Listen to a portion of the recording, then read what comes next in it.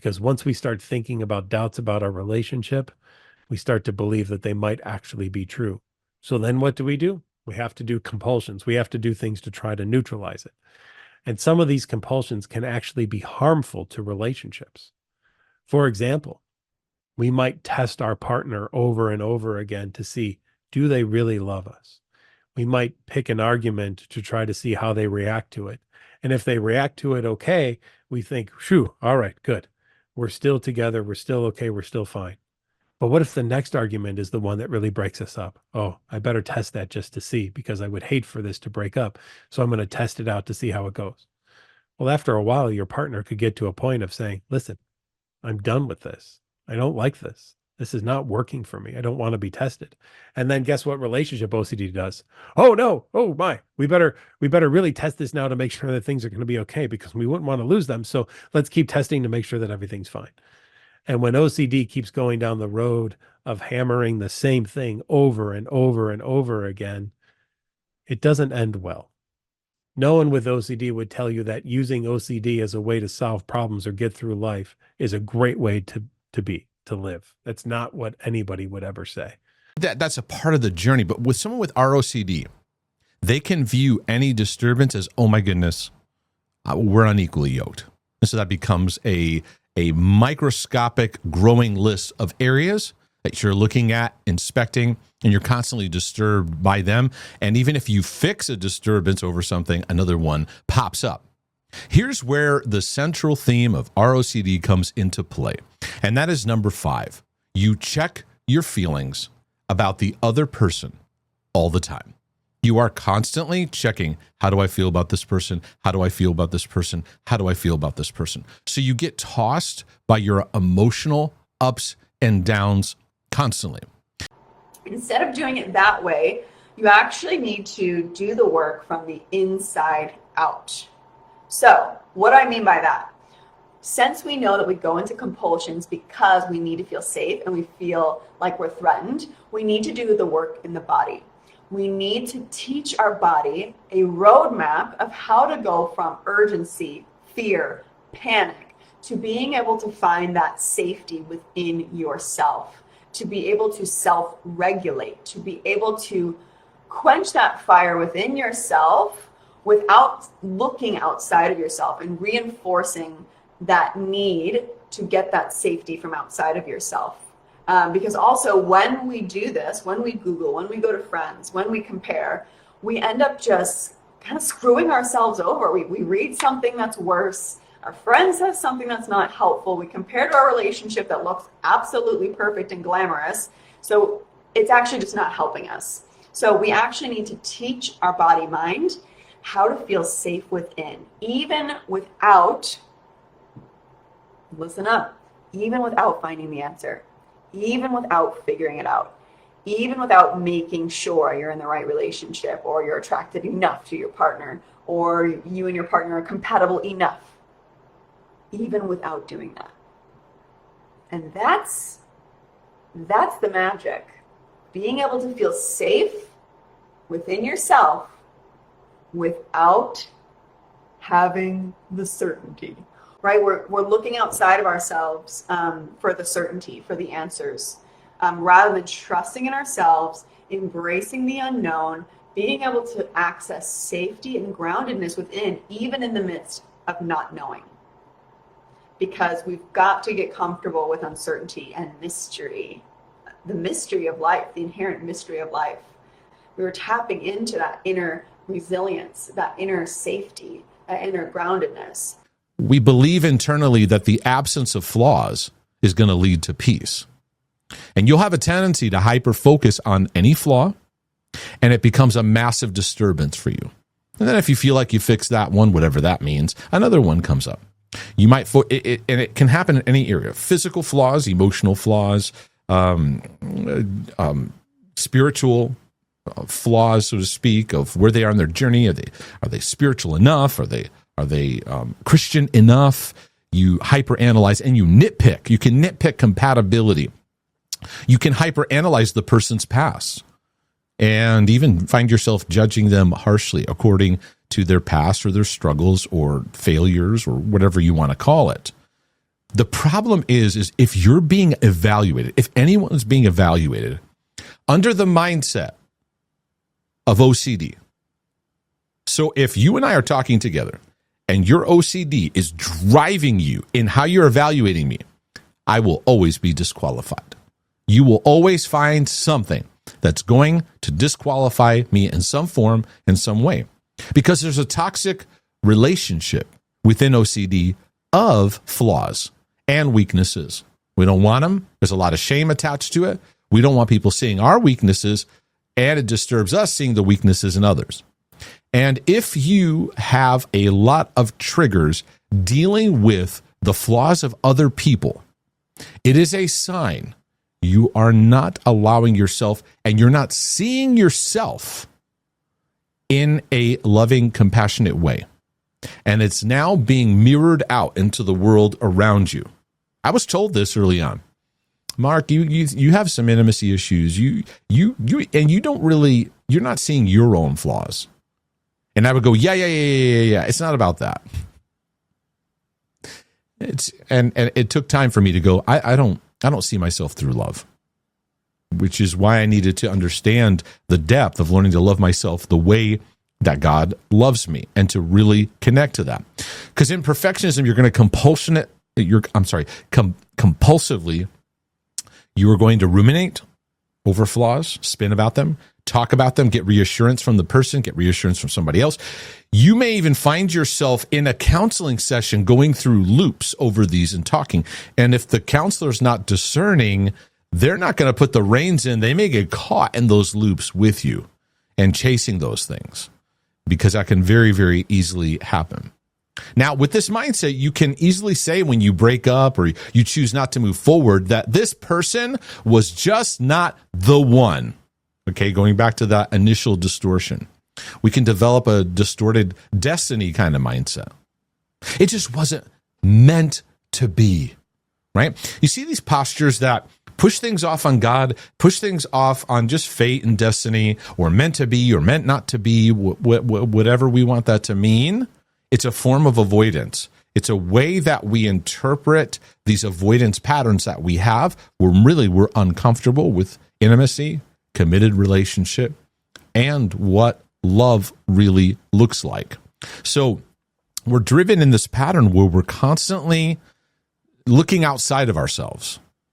Constantly looking outside. I need someone else to complete me. And this is another worldly influence. We use terms like soulmate. This was somebody I was destined to be together. I found my match. So then when people break up or they get divorced, they really latch onto that. And so it just wasn't meant to be, wasn't the right one, it wasn't the perfect match. So where do you find yourself? Again, we're sitting across the table from each other. This is a question I would ask you. Where do you find yourself? Looking for flaws, checking for flaws, seeking to try to fix flaws? How much are you in this trying to hyper analyze the rightness of your relationship? And at some point, after a lot of the swirling and churning and patterns that you go to, you're going to have to come to a conclusion and understanding the problem is not the problem. It's not so much about the person you're with. It's more about how you relate to your thoughts and how you just relate to others in general. That needs healing and needs maturity. This is bringing that up. And I had to come to the point of recognizing I need help. I need help in how I assess things, how I look at things, because I am being driven by a world of distortions. Now, there's another area I need to talk to you about.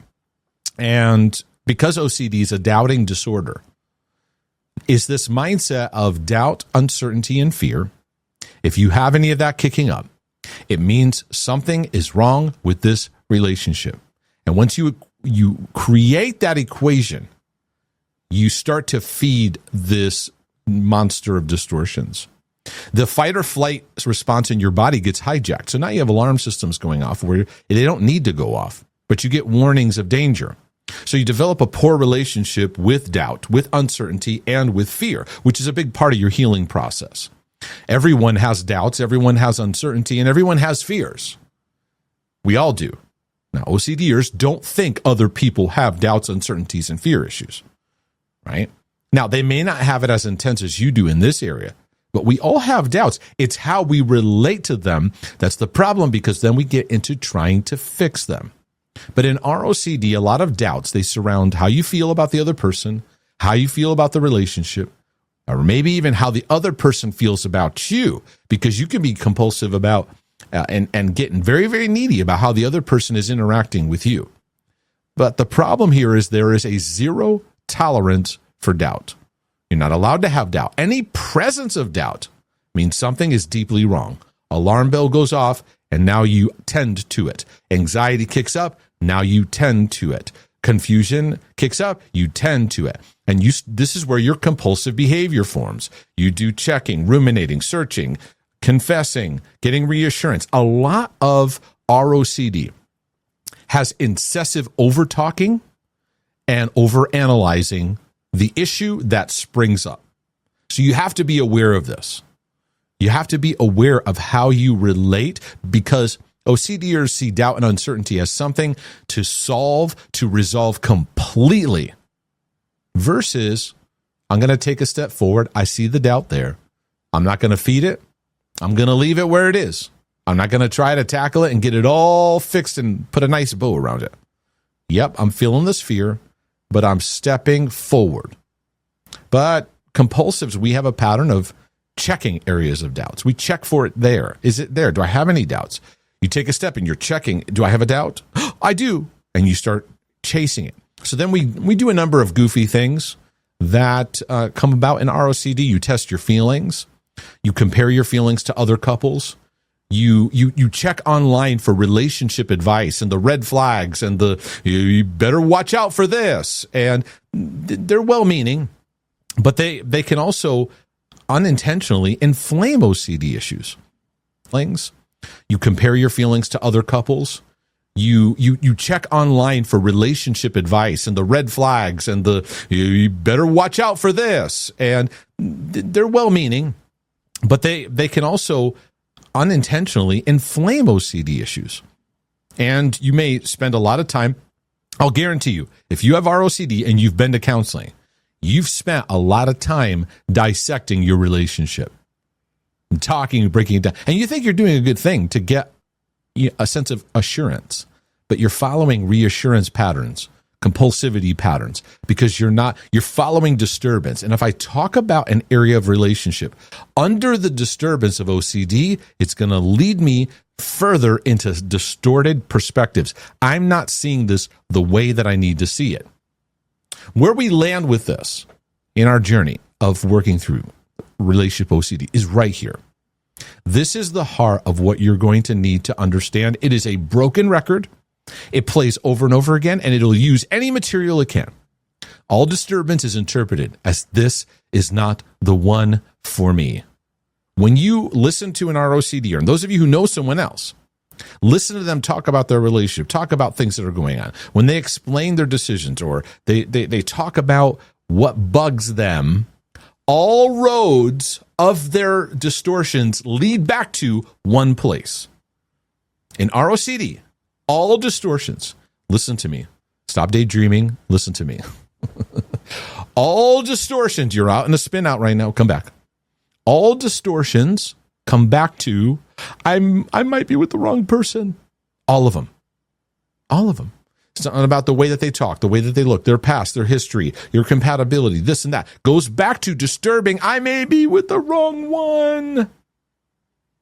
So when you have experience in this area, you can actually read the mind of an ROCDer. Because they're in constant turmoil of maybe this one isn't just, it's not the right one for me. The problem is their interpreter. They interpret their anxiety, their guilt, their confusion, their depression, their numbness. Oh, I feel low. I don't feel great. It's because I'm with the wrong person. It's because their interpreter is distorted. They don't know how to work through their emotions in healthy ways. So all their anxiety gets funneled into this. All the anxiety becomes catastrophized. And then this fuels compulsive avoidance. where they just don't take a step forward in the relationship. They don't commit, or they spin in cycles of checking and trying to fix, or they avoid certain conversations, they avoid certain settings, they avoid taking certain steps in the relationship. Eventually, at some point, you're going to have to take a stand and you're going to have to fire your toxic interpreter. You're going to have to draw a line in the sand. And you're going to have to welcome a new interpretation that involves, I'm learning how to love and be loved. Yep, I got this stuff kicking up. But I'm going to have to learn a new interpreter, and my new interpreter is teaching me it's time to grow. It's time to face our fears, time to face this uncertainty, because give you a heads up on the future. When you decide to change your toxic interpreter and what you're listening to, and you move in that new direction, you're going to get kickback. You're going to get withdrawal symptoms. And the withdrawal symptoms will sound something like this. Oh, you're lying to yourself. Oh, you're ignoring God because he's trying to tell you something. Oh, you are ignoring a very important issue. You're living in denial. You're denying your feelings. You really just don't love this person, and you're lying to yourself and moving forward anyways. That and a whole bunch more will want to kick up. And it is going to do that to get you back into your old compulsive patterns.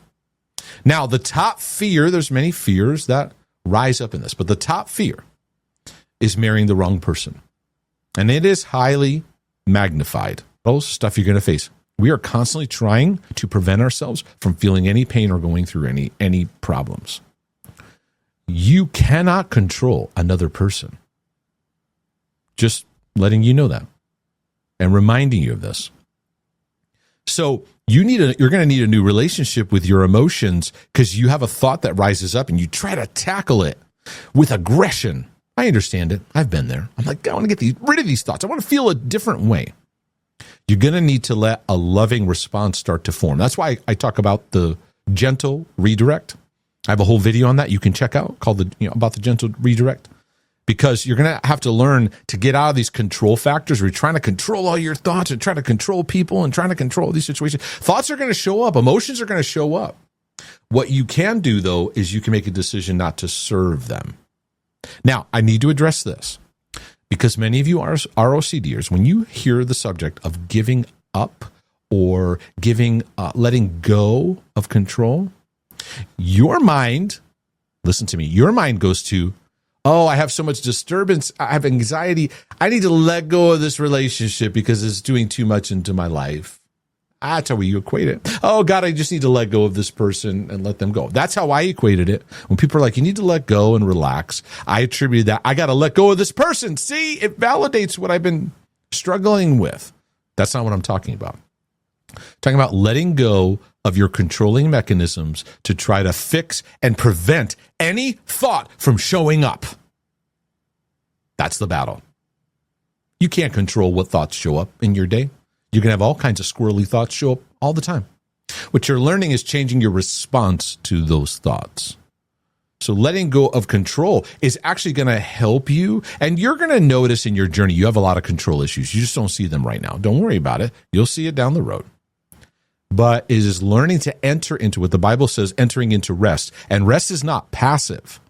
Rest is not, I just sit and relax and everything's fine. No, rest is very active. There's a lot of trust involved.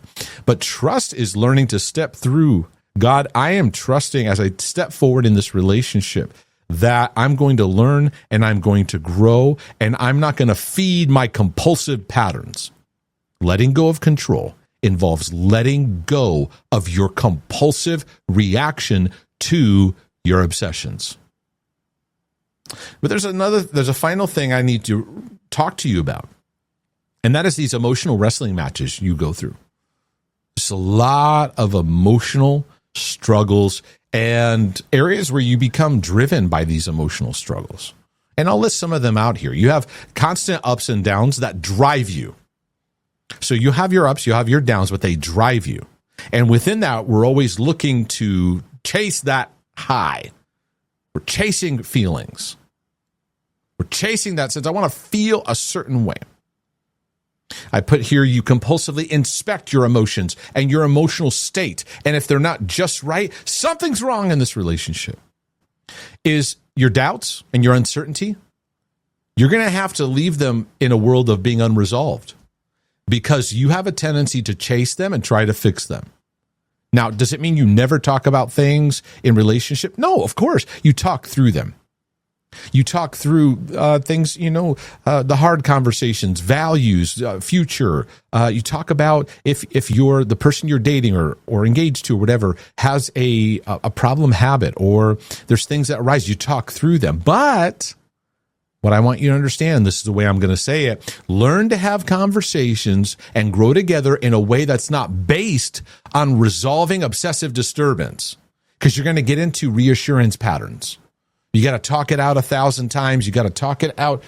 And you're going to have to learn over time how to talk through issues where it's not, I got this feeling I need to feel better. So this is why I'm talking about this area with you. And you may even need some coaching and some of your maybe relational counseling that you get, providing the person understands OCD a bit. Because if they don't, they may end up chasing a lot of disturbances with you. It's just a sense of doubt. The sense of doubt. So what do we do with that doubt? For OCD sufferers, this is heightened. This isn't just your everyday, I don't know. This area becomes a major issue. It creates intense conflict, discomfort, and really the two emotions that often rise up the most, guilt and anxiety. You have a great deal of guilt over that specific subject and or anxiety. And so OCD pays massive attention to these certain issues, whatever it is. It could be a cleaning thing, a spiritual thing, religious thing, a purity thing, a sex thing. It could be an intrusive thought thing. And then there's this uncertainty. Am I this? This thought that I have, is this thought from me? Is this how I'm made and is this how I'm wired? And so what happens is the temptation is to take that question and try to solve it. And now we are on the OCD roller coaster of trying to find certainty. And so we try to control this. Okay. Now for OCD sufferers, the mind has a disdain for uncertainty. You need to understand that. They don't like uncertainty. Don't handle it very well, especially in a particular area. It doesn't mean that you can't handle uncertainty at all in life, because I might have someone who struggles with their salvation and they're so uncertain about it, but are you certain that tomorrow your bills will be paid? They're like, yeah, I'm certain I'm fine. Are you certain that you're going to be able to have dinner tonight and have enough food for dinner? Yeah, so I'm fine, right? So it's not, what I found, it's not in every area. It's a specific theme or series of themes that keep popping up and popping up. Okay? So these questions come up. Okay? There's an uncertainty, a doubt.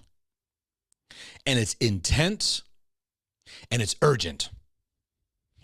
Shit, you gotta get to this. You gotta solve this right now. Right? The doubt must be addressed. So questions like, am I really saved? Am I really a Christian? Am I in sin? Have I committed the unpardonable sin? Have I blasphemed the Holy Spirit? Do I have a disease? Am I contaminated? Am I really in love? I think I'm in love. I don't know if I'm in love. Am I really in love? Should I marry this person? Maybe I should marry that person. Maybe I shouldn't be. Do I really trust God? Am I in sin? Am I separated from God? Are these thoughts that I'm having, do these thoughts mean this is who I am?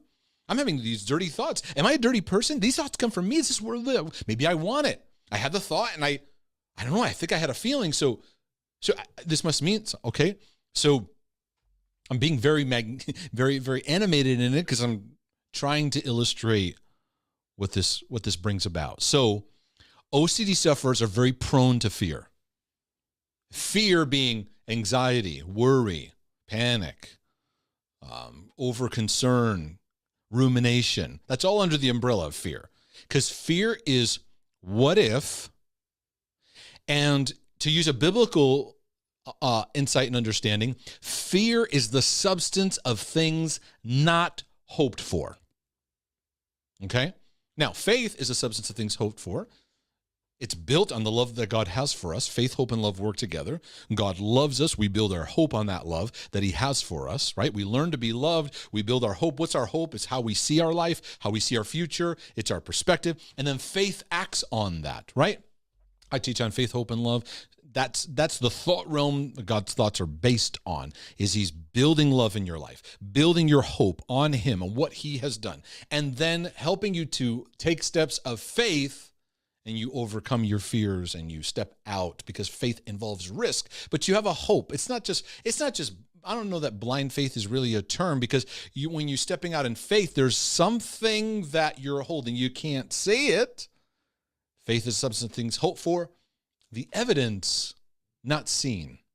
And this is troubling in the OCD battleground, because in the world of uncertainty, you're looking for evidence, right? So my scrupulosity people out there that have religious OCD, and you're wondering about your salvation, you know and taught that faith is substance of things hoped for, the evidence not seen. But in the uncertainty, you start looking for evidence. Am I really saved? Am I really? You start looking for something concrete, and you might find something for a moment. Oh, there's a verse.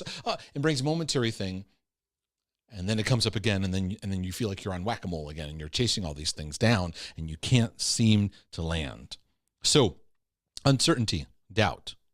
With the doubt, fear comes in and takes advantage of this area of uncertainty. And what if you are a sexual deviant? What if you're not saved? What if you're damned eternal for hell and you don't know it? What if you're going to do something to your children? What if you are going to harm this person? What if you harm yourself? What if, and now, here's what fear does. It brings visuals. Right? Visuals start to come to mind. Now we're thinking these things, and then usually the what if that brings up is very disturbing. It's very disturbing, and it's huge. And on top of this all, you're embarrassed. There's shame over this. If I share this, it sounds like nonsense. If I share it to my pastor, share it to a friend, they're going to think I'm crazy, because I've got all these battles. I got all these thoughts and stuff going on, and I don't know what to do with them. I don't know how to make sense with them. So now fear is ramped up. Shame comes in, and now we're in hiding, because that's what shame does. It causes us to hide, and now we're in this little bubble within ourselves, and we feel like we're losing our mind, right? So it's going to be very, very important that in your journey, in working through uncertainty in your life, you're going to have to learn to face the fear factor, because fear rises up. And so what happens is fear causes you to become more empowered by the thoughts it sends your way. And so what happens is you either fight or flight. God says, I've not given you a spirit of fear. So right at the jump, you can know that anything that is creating chronic fear in your life, God is not trying to punish you. He's not trying to put something on you. He's not trying to get your attention. But we have to know that what fear wants us to do is not step up and face things in our life. So it causes either us to gear up and fight, or to flight and to avoid. Get me out of here. And for OCD sufferers, they get into a constant pattern usually. Now, I'm not saying any of this all across the board, but a lot of times, constant avoidance. So that troubling thought, I'm going to avoid it as much as I can. I'm going to avoid it. Because there's an uncertainty there, taken over by doubt, taken over by fear, instead of going, it's all right. It's not something, I'm going to face this fear. I'm going to face this issue. Let love nurture and calm my heart. We avoid because we're afraid of what it makes us feel, because fear is a very loud voice. It amplifies. We feel it in our body. It creates video playback. It creates emotional feelings. We have interpretations of it. If what I'm saying here makes sense to you, please get my book, I Will Not Fear, because you're going to need to learn how to understand how fear works, to dismantle it more and more in your life, and develop a grid for facing it. Because God wants to love you, and fear is wanting to keep you and separate, if I can get my words out, right? So again, doubt, and really pay attention to it. That's what begins to happen. And this gap in your thinking, something that must be filled in. I've got to answer this. Now, for many OCD sufferers, they're asking questions they don't even need to ask.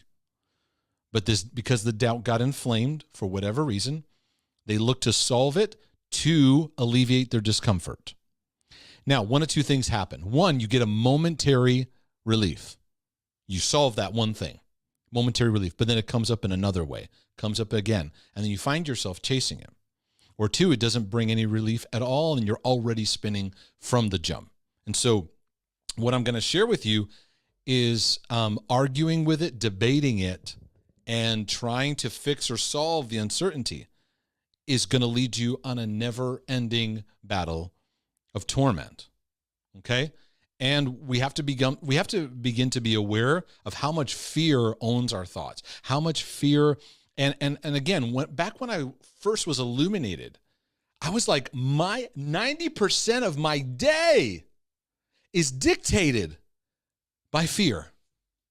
I am letting fear fill in every gap that can be filled in, and I am living in a way to either A, try to prevent it or try to run from it. And I was awakened. Wow, no wonder I keep feeling trapped because fear owns my life. And so that was a very big precept to learn. And many of you out there, this is going to be a benefit for your journey. You're going to have to learn how to overcome fears in your life because this is part of our journey. When we look around, it's like, how many people really got equipped in that? So I find in this overwhelm, it's like, feel like you're getting buried underneath something. The problem gets magnified and God starts to shrink. And it's very difficult to even connect to God. A common theme people say is, I don't even know. I don't even know how to connect to God. Oh, wait. These are the honest Christians, okay? All those of you that you're still faking it, you don't struggle with this. You everything's just wonderful.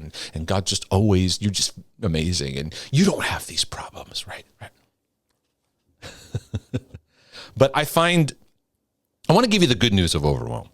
We know the bad news of overwhelm, right? It's dangerous in the sense that it doesn't allow you to focus. It doesn't empower you. It just leaves you in a feeling of drowning, right? So then you can't seem to fruitfully take steps.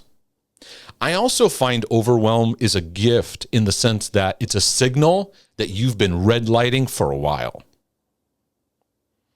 And it is time to really start dealing with some stuff. And that frustrates a lot of Christians. What do you mean I got to deal with stuff? I got things to do. Overwhelm actually confronts our thinking patterns. It confronts our lifestyle.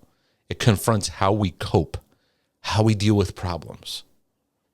And what love does, the love of God, because this episode is really about the love of God. Love is what you need in the midst of overwhelm. You don't need the 3 things you need to fix. You don't need 10 steps. No. What you need is you need love. Now, in order to get there, there's some things I want to recommend that you begin to start practicing in your life. But this is a decision you're going to have to make because there's a fork in the road in our overwhelm. The fork in the road is one pathway says, God, just get me out of this mess so I can go back to my life. If that's your mindset, you'll be frustrated. You'll go from overwhelm to overwhelm to overwhelm to overwhelm. Nothing will change. The same patterns will happen. And even if your situation changes, you're still bringing you into that situation.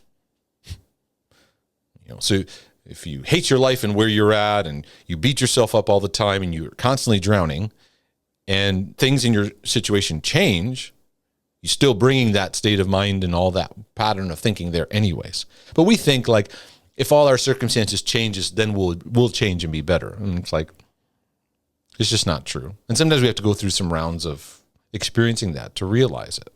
And so the one fork in the road says, just get me out of this. The other fork in the road is like, okay, I'm going to see this as a signal. Things need to change in my life. So when I found that my patterns of thinking were going into anxiety constantly, debilitating anxiety. I'd have bouts of depression. I'd have panic attacks. Obsessive compulsive thinking that would just own me. This wasn't like, I spent a lot of time, God rescue me, just kind of throwing flares up, right? And what I realize is I've got to take a different posture because this requires renovation. The language of love. Your overwhelm is poking at issues like self-hatred, self-rejection, unworthiness, perfectionism. Part of why you can't sit still is you can't even look at yourself in the mirror. You can't even be with yourself because you cannot stand yourself. Now, that's okay because most people struggle with that. They just ignore it. But the overwhelm of pressure in what we expect from ourselves needs adjustment. Because that's what's making you angry. That's what's making you stressed. Your expectations. What you expect of yourself. Which then lends into what you expect of others. Because for many of you, you're putting an expectation of people to be something for you that A, they really can't just be, and B, it's really a place God needs to fill. But you're frustrated with your relationship with God too. So you go there and you're angry there too. And then you go back to people and you're just irritated with them and irritated with they don't meet your needs. And then you have this need to be understood, right? And so then in your trial, in your suffering, you over-explain yourself and you share things. One of the things I tell people in my coaching work is no matter how much you've been through, when you get help, don't feel the need that you have to get your full story out or else you can't get helped. You say, hey, Mark, how do you know that? Because that was a breakthrough for me. Because I felt like, where do I even start? And it's like, that's not how it works. That's not how God works with us. That's not how help works with us. It's layer by layer. And so, but that comes out of the pressure we have on people. Why can't people be better? Listen, I realize people are not always the greatest friends. They're not always there for it. Most people are just thinking about themselves. They're not thinking negatively about you. They're just thinking about themselves. They got enough problems they're dealing with, and they're not freed up. You see, when you learn to love yourself the way God loves you, it frees you up to look around and pay attention. It doesn't get you lost in other people, because many in performance-driven living, they're like, oh, just serving others, loving others. Like, hey, how are you doing? Oh, don't worry about me. It's like, okay, all right.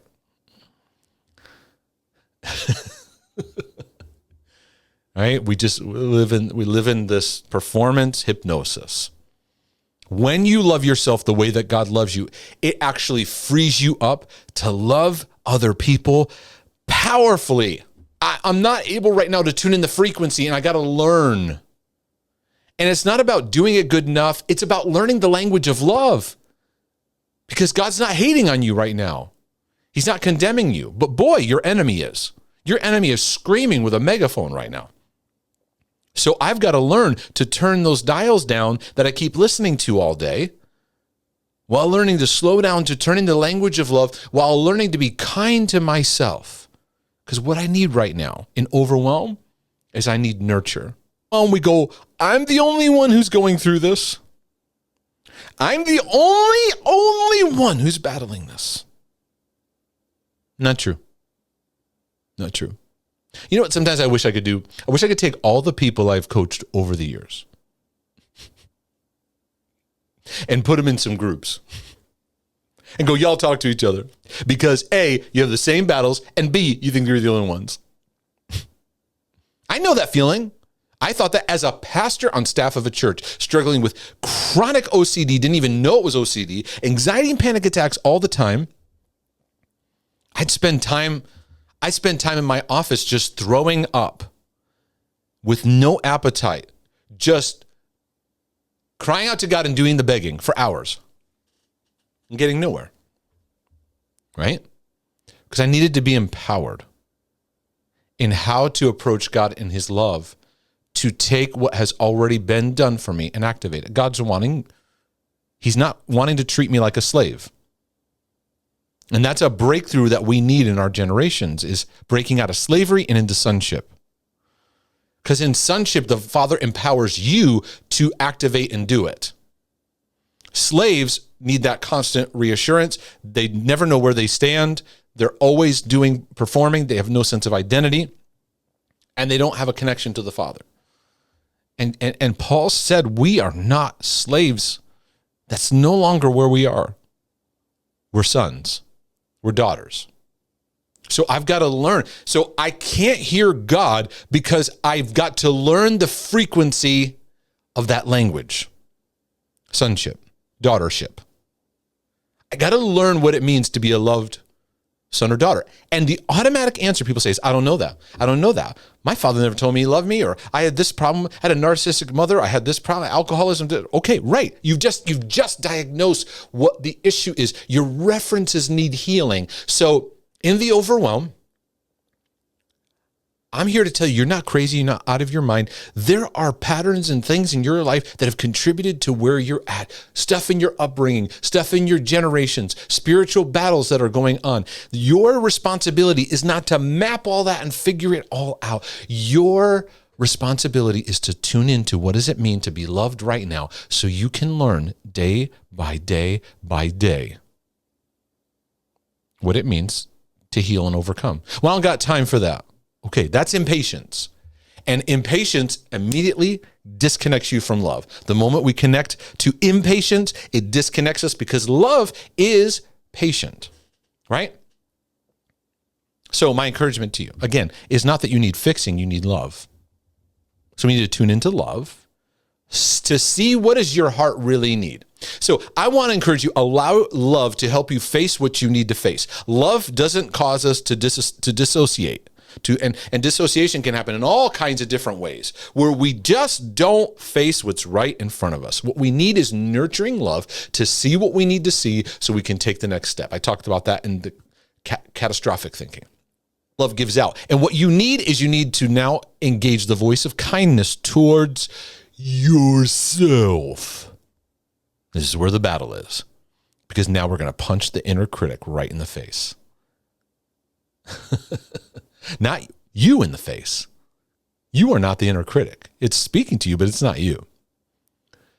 We're going to insert a new language, and the language is kindness. So I want you to take what you're going through and apply unconditional loving acceptance. All right, it's okay, I'm at where I'm at. 2, this will take as long as it takes, because the more pressure I add, the longer I get stuck in this. You know what? You need more rest. Focus right now on getting sleep. Yeah, but God, no. Don't add all these expectations. It's just one thing. And usually when I walk people through these steps, they discover the one thing. It's not like super snazzy and sparkly, because it's usually very fundamental, very basic. Getting more rest, learn to rest in God, learn to be loved, learn to take your peace, slow down, take the pressure off. Those kind of things, right? Because that's what God's leading us back to constantly is the fundamentals. Something that I think we all can relate to. And if you don't relate to this, I don't know what to tell you, because the subject of overwhelm is something I believe impacts so many of us in so many different ways. And through my one-on-one work with people and interactions, I get the sense many people are experiencing these feelings of overwhelm. And I did a previous video this week about catastrophic thinking. You definitely want to check that out, because I was mapping out how catastrophic thinking affects us, and I got a lot of feedback from people, so that was very, very helpful. And I was marinating on the subject. I felt like I wanted to do another aspect of the journey of our thinking and look at it from the place of overwhelm. You feeling overwhelmed? A lot of people are feeling overwhelmed. Maybe there's financial factors, there's family factors, there's stuff with kids and marriage, there's work, there's church, there's life, there's relationships. Then there's your own personal world. There's the thoughts you struggle with. Maybe you have some mental health battles you're becoming aware of. Maybe you've been feeling more depressed lately. Maybe you've been having more anxiety, or obsessive kind of tendencies are kicking up. Maybe you feel yourself going to addictions, and the addictions are ramping up in your life. And then you hit this place of overwhelm.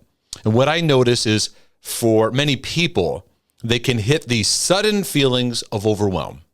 Now, overwhelm is not just something that just arrives out of nowhere, although we do have those traumatic moments for sure, where it's very unexpected, very something that we didn't see coming our way.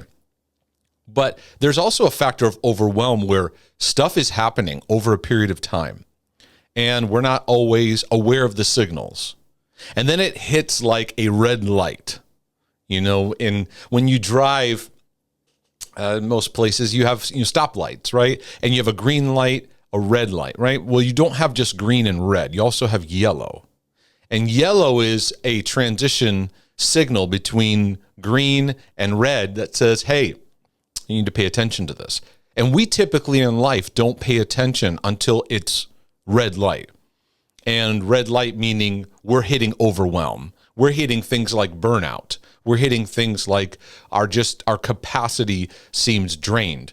And it can often let us know we've not been paying attention to the yellow light signals, because the yellow light is a great buffer that says, hey, just slow things down, be aware of something. And we don't tend to look at that. We kind of live our certain ways, and the red light gets our attention. So what I'd like to do here in this broadcast is I'd like to sit down and talk with you as though we were having a session together and what we're going through. Because overwhelm brings a lot of things. Overwhelm is often expressed in things like, I've hit my limit. You say things like, I can't take it anymore. You find yourself saying that? I'm done. I'm out. Can't handle this. But in that overwhelm, you can feel very defeated, very exhausted, very burnt out, very overpowered by a circumstance, by a situation, by a thought pattern. Many people working through their mental health battles, they feel incredibly overwhelmed and they hit these limits. And people write to me and saying, I checked myself into a clinic. I checked myself into a mental health place. And then I felt bad for doing that because I'm a Christian and why should I even do that? They're hitting a place of overwhelm. They're hitting a place where they don't feel they know what to do.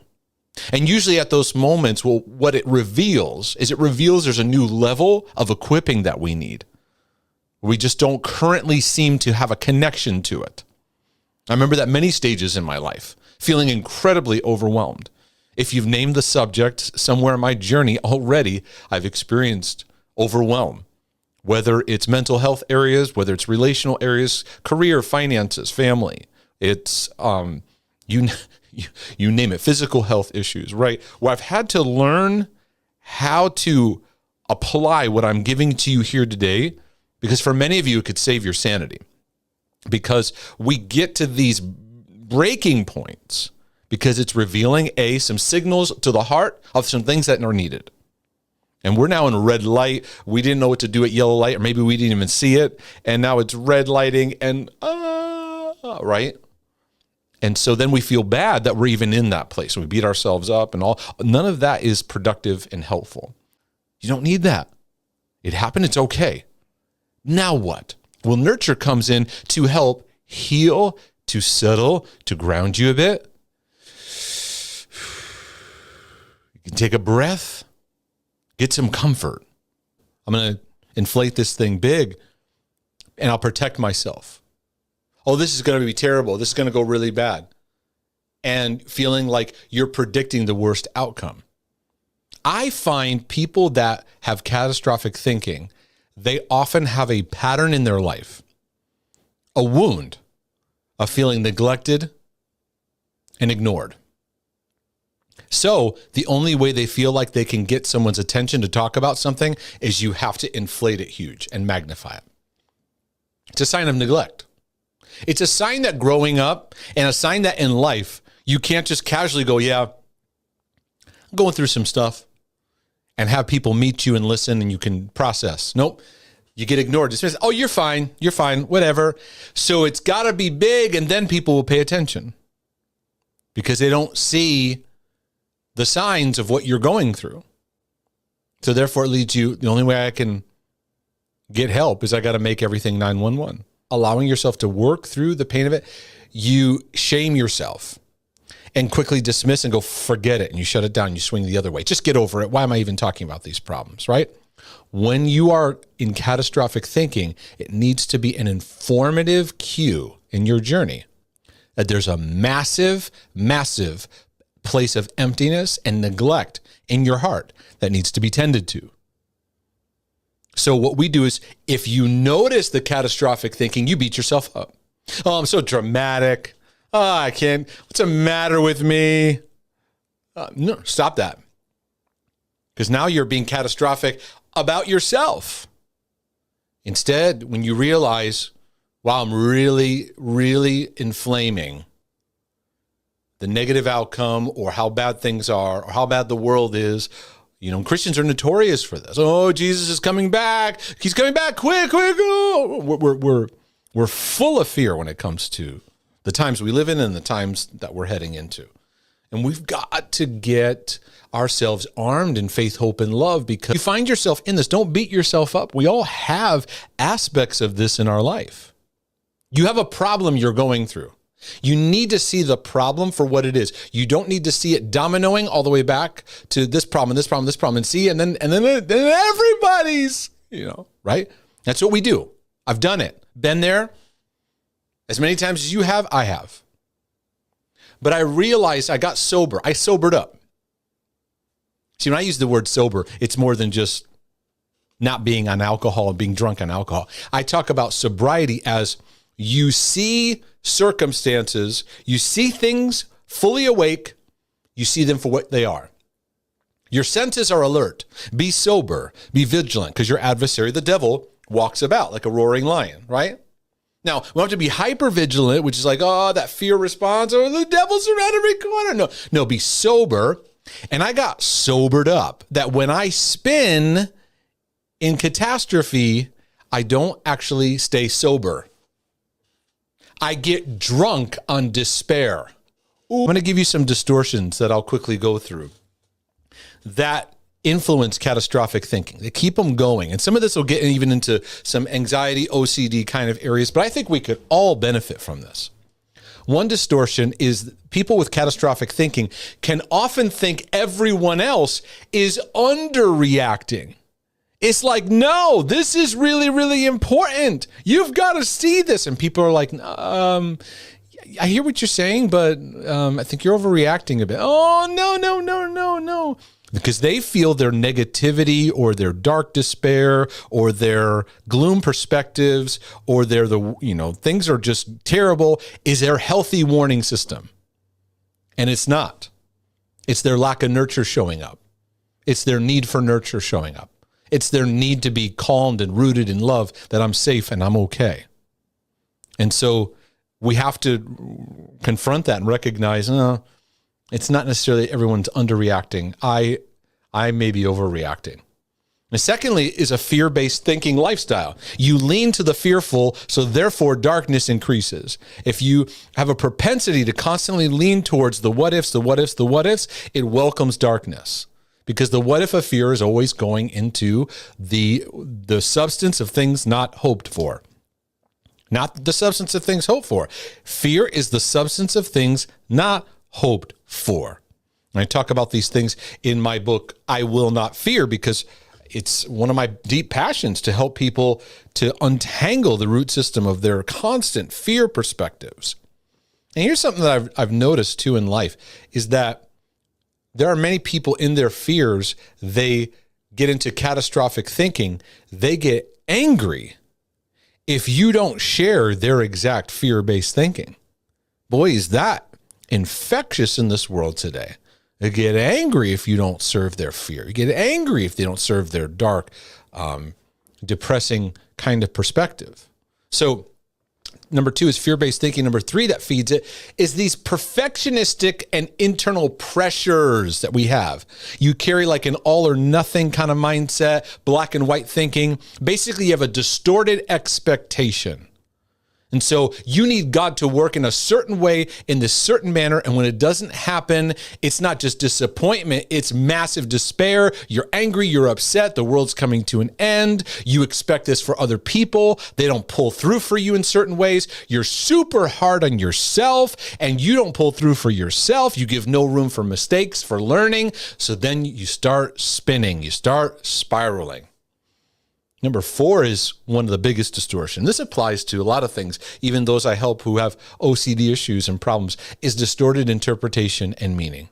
How you interpret life and where you are, and how you interpret the thoughts that you have. This is the story. What's the story of where you are right now? Take a moment and pause and think, What's the story? If you were to give me a biography of where you are in life right now, what would it say? Those who catastrophize things will say things like, I never have this happen. I'll never get over this. The things that you say involve catastrophe. And things will never improve. They'll never change. And what you don't realize is that distorted interpretation. You guys say, well, no, you got some scriptures you throw into it, but it's blocking you from freedom, the truth that sets you free. It's not the truth. It's just a list of some facts. So what? Anyone can list out some facts of things that have happened to you, facts of things happen in your future. What is the truth? The truth sets you free. It leads you into freedom. But freedom is challenging to people who have catastrophic thinking, because their catastrophic thinking is protection. Because if I let that down and develop faith, hope, and love and start to walk in freedom and trust more and take new steps and heal, oh, that's dangerous. I don't want that. It's easier to just kind of stay in this place. Distorted meaning and interpretation. Take a moment. What's the story of where you at? Why are you where you are right now? Is it all your fault? Is it God's fault? Is it people's fault? Or can we back up a little bit and go, you know what? You've been through some stuff. And God's here. He's with you. No, and right now you don't have to fix 20 years of trauma, and you don't have to fix all these things in one moment. No. God's here right now. And I have found in the years of helping people, one of the greatest benefits I can bring to people's lives is even just in a moment of sit down, helping someone with a nurturing ear of listening and tuning in and giving feedback. I see this over and over again, where you see people it's the end of the world, like on a scale of 1 to 10, they're a 10, everything's going wrong. And by the end of our discussion, they're down to like a 2. And they take a deep breath and they go, you know what? I can handle this. It's like they almost want to end the conversation and move on, because they're like, okay, I got this now. What did they need? Did they need a special sauce of the perfect recipe? Did they need the perfect guru to come and share the thing, or say the prayer, or lay hands and do no, what they just needed to do was get grounded in the love of God and have a nurturing moment. That's why people are starving for nurture. We're starving for it right now. Starving. We're dying from lack of nurture. That comforting instruction, that grounded, you're going to be okay, that learning to spiritually and emotionally take that deep breath, regulate, ground yourself. But without it, you lose meaning and interpretation. It's not what you're going through, it's your interpretation of it. Because you could be going through hell, but if you still have an interpretation that invites heaven, you're going to be just fine. You can have 2 people going through hell, and one is going through hell and they're listening to hell's interpretation. The other person's going through hell, but they have heaven's interpretation, and they land smack in Psalm 23. Though I walk through the valley of the shadow of death, I will fear no evil, because you are with me. I'm going to get through this. But I got to learn, my interpretation gets off the rails. Well, Mark, how do I ground my thoughts and the interpretation of my thoughts? Faith, hope, and love. Is my interpretation increasing love in my life and my experience of love in myself, how I receive it from God, how I love God back, how I love others? Is it increasing hope and a sense of my hope in my future? And is it increasing confidence to take steps of faith? That's the real estate where God is. Now, this is not just a self-help and just everything is always just great and easy. Life is tough. Life is hard. And it's actually through the pain you can find some of the most beautiful revelations of God, when we allow ourselves to go, all right, I got to go through some stuff. And it's okay. So let me take a minute and go further on this distortion of thoughts, because there's a bunch of them that increase this catastrophic thinking and give it more power, because we have these distortion regarding our thought life.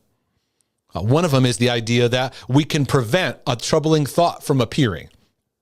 Because many of us, the thought comes in and you catastrophize that thought, and it just leads you down the mountain. And so we think, oh, I should be able to prevent any unpleasant thought from coming. And many people live in that kind of cocoon. No, don't think. And that intensity can often make things worse. Right? So the idea that we can prevent a troubling thought from appearing, or secondly, that we think we can control any thought that we can now live in this like world where we're just going to control. And many OCD sufferers have this where they live in fear of even having the thought. And that gives the fear power. The heavy urgency of thoughts. I've got to pay attention to this. I've got to listen to this thought. It means something. And then there's a heavy responsibility that I've got to address this. It's this. No, Mark, this is my salvation. This is a repentance. No, I could get a disease. No, Mark, this is, right? And it will continue until we come to the end of ourselves and realize I have a problem in how I distort thoughts and how I distort interpretation. It can go into further things. That having a thought means that just because the thought appeared, it means it's going to happen. It'll cause it to happen. You can become superstitious. What do I mean by that? Many of you become very superstitious with your thoughts. If I walk past that place, that thought's going to arrive. If I smile while having this thought, it's going to mean I like the thought. If I do something with my body, or if I move into a certain position, or if I'm in a certain, we become very superstitious and we avoid all these little, this is what creates an obsessive compulsive world of all this protection we tried to create, right? We think having a thought communicates you are capable of doing this. And so we feel the emotion of the video that plays in our head, and we go, oh my. We catastrophize it. Instead of just going, it's just a thought, and letting it float on by. And downplaying that we don't have to have catastrophe for our thoughts. Because catastrophe doesn't help us deal with what we really need to deal with. Or worse yet, the thought could say, you want this thought. There's another catastrophe. You actually really want this. Oh, maybe I do. And maybe I should test it out. Do I really want this? Right? We get into all these different kind of hula hoops. And then you have these, you're going to be working through areas, and you're going to take 3 steps forward and 5 steps back. And I'm going to tell you that's progress. And some of you are going to say, what? 3 steps forward and 5 steps back is -2. You took a step out, and it's going to take practice for that new way of thinking and perceiving to become a regular part of your life. So many of you out there are getting so deeply discouraged because you're taking steps, and then you have these regressions, or you feel like you're falling backwards. No, you're just practicing. And if I want to be a tennis player and I go out on the court and get upset at all the times the ball goes out of bounds, or I miss the ball or something, I would realize I need practice, and lots of it. Why don't we apply that to our mental emotion? We have this expectation as though we should arrive into everything overnight. So catastrophic thinking becomes a big habit, and it's a dangerous habit. It's unhelpful for you. So it's a thinking pattern of overestimating how bad an outcome could be, or how bad things are. And then you underestimate your ability to cope or handle it, because many of us live with a low sense that we can handle anything, a whole lot of anything. There's such a lack of belief in who God is in us to walk with us through the storms of life, and that we have what it takes in Him to overcome. So these thinking patterns become ruminating thoughts. You ruminate. They increase. You get lost in your head, and that worst case scenario gets bigger and bigger. Then you start convincing other people of this worst case scenario. You start using it. Maybe you warn other people, or maybe you see it as gospel truth. You may develop a catastrophizing habit. That word is sometimes, I have to enunciate it, catastrophizing, to get it out. Otherwise I can't even say the word right. You automatically lean to the worst case scenario. It kind of becomes your default mechanism. You lean into that. So what you do is when you describe your pain, you often exaggerate it. And it's okay. The more you exaggerate your pain, the more it reveals you need nurture. Because nurture is the power of God's loving compassion to meet you where you're at, to tell you it's okay that you're not okay, and we're going to step by step work through this. People who have catastrophic thinking patterns lack nurture in a massive way. Massive.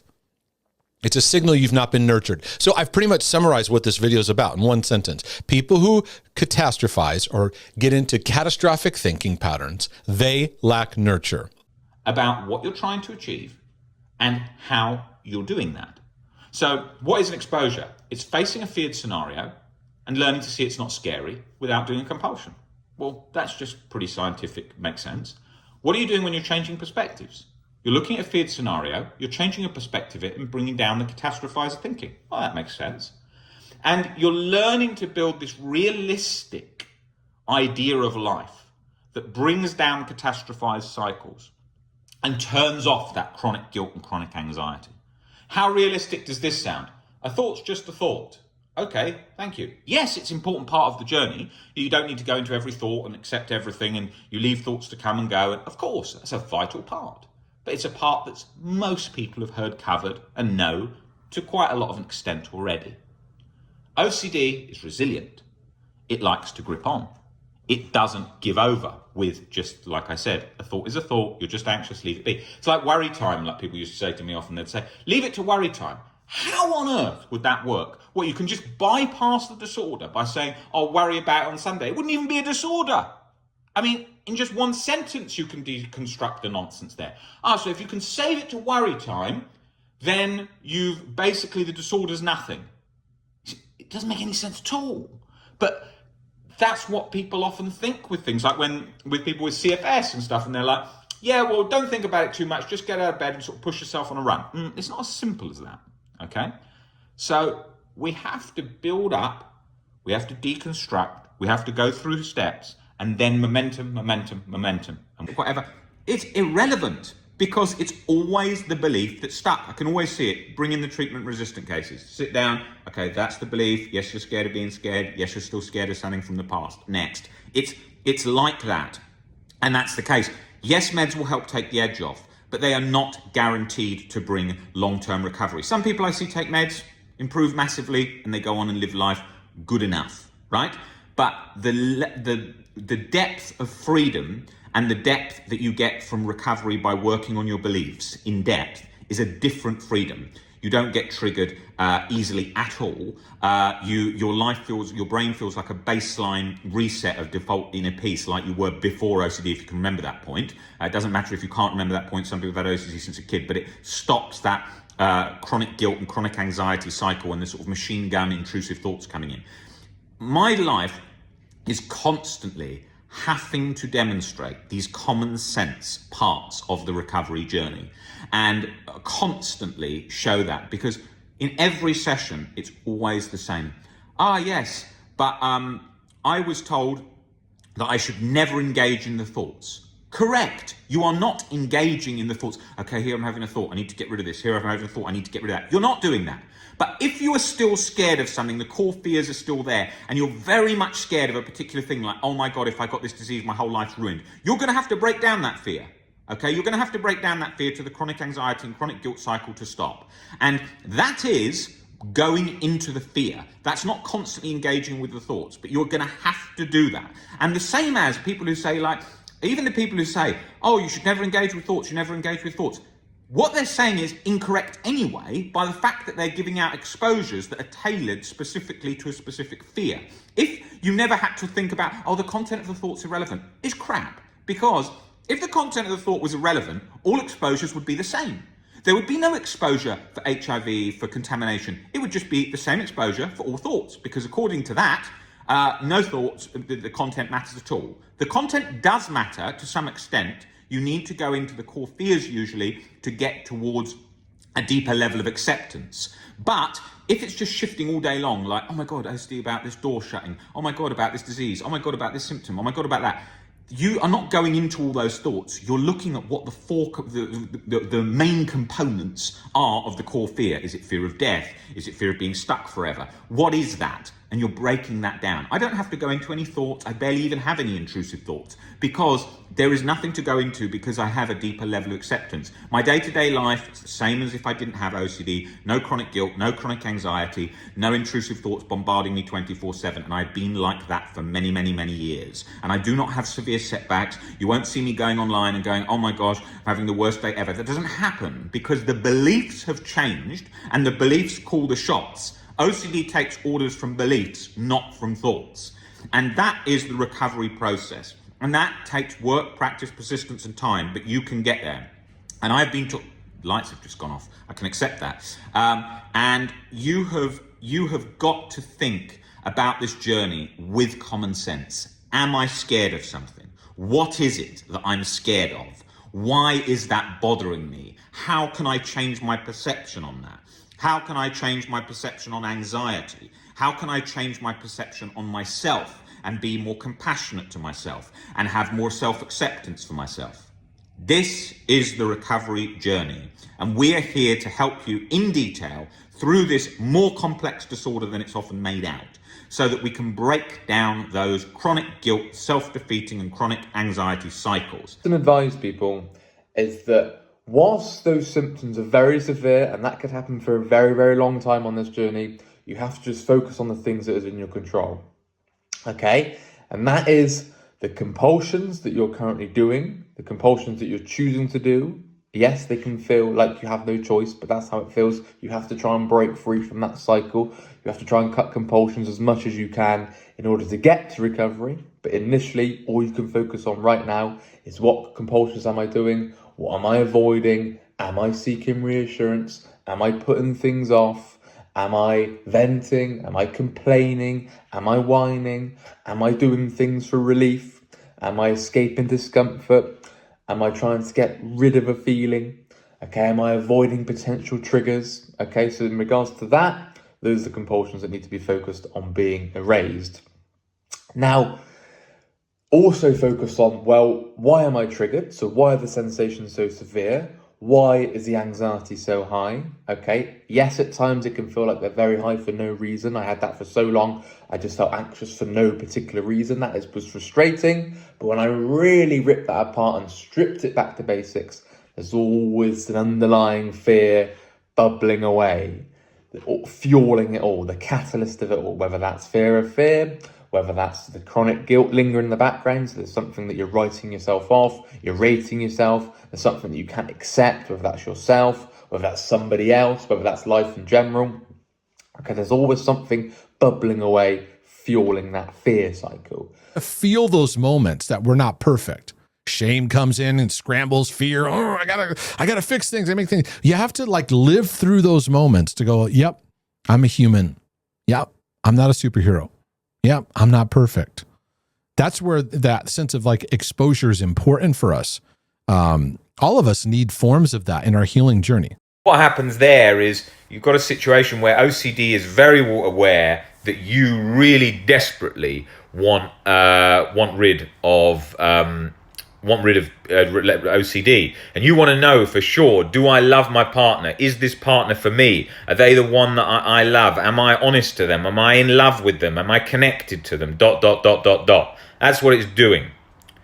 Now, what happens is in our lives, we go along and say to ourselves, we're watching Disney films or whatever we've watched as a kid. We have this view of our lives and think, when we're married, that'll be when I'll be happy, and then I'll have kids, I'll be happier, and all these things.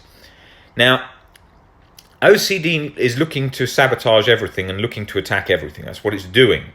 So you need to get used to being happy in yourself. That means you don't need to have another partner. This is an illusion. It's nice to have another partner. Have a partner.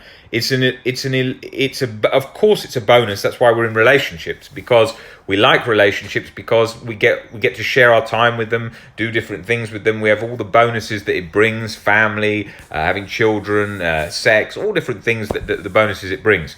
However, what happens is we put too much emphasis on us on our happiness being from somewhere else, not from being from us. So one of the first things that I do with people with relationship OCD is focus very much on getting them to be happy in themselves. Because if they're not happy in themselves, in terms of learning to be happy on their own, then they're always going to be searching for something else, and that's what happens.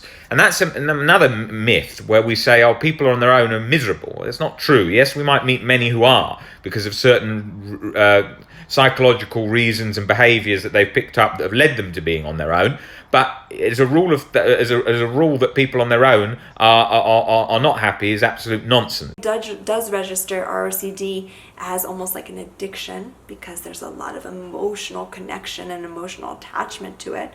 But we need to understand that with every healing process, relapse and regression is going to happen. But why does it happen? Why all of a sudden do you feel good and then you fall back? And are you failing? The answer is no.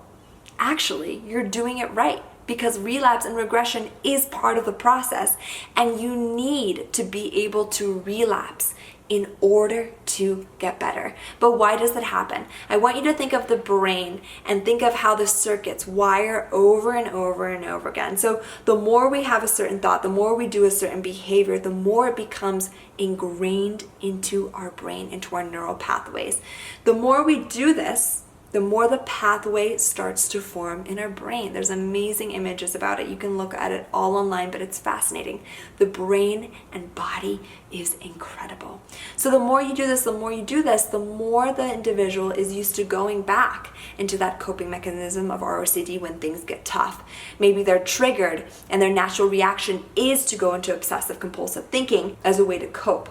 Maybe they saw something that was bringing up a lot of anxiety within them. And throughout their life or the last couple of years, their brain associated safety with obsessive thinking. You all have to remember that obsessive thinking and going into compulsions is a coping mechanism. It's easier, especially if the brain has done this over and over again, to go into the mind to escape than to come into the present moment and feel the discomfort of anxiety. It's a sense of an illusion of control. We have to bring compassion to ourselves and understand that the nervous system has also been in fight or flight for a really long time.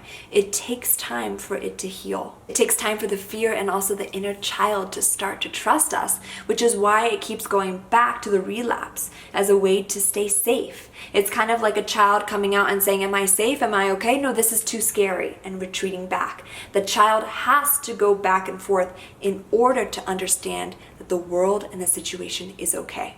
So a couple tips that I want you to take away about relapse. The first is that it's normal. There's nothing wrong with you if it's happening. It's actually a good sign, because we need to have relapse, we need to regress in order to get better. And I'm going to be talking to you about that in the next segment. I want you to think relapse like the part of the work, like the part of the hard work that's needed in order to get better. We cannot get better if everything is easy, if we aren't triggered, if we are not in discomfort. It's actually in the discomfort where we get better. And I bring this up a lot with my clients, especially the ones who are athletic and do a lot of sports. But if you do sports and work out, I want you to think about ROCD, exposure work, mindfulness work, and trauma work almost like a really hard workout.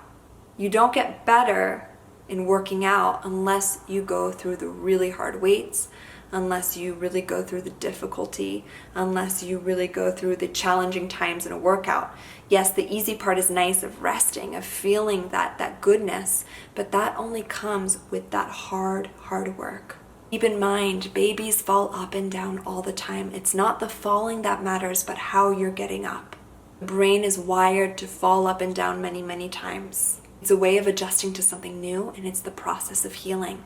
But the relapses can feel convincing the more and more we relapse, which a lot of people have talked to me about, and which I've also experienced as well. You know, when we have good periods and we relapse or we go into regression, then the ROCD can feel more true.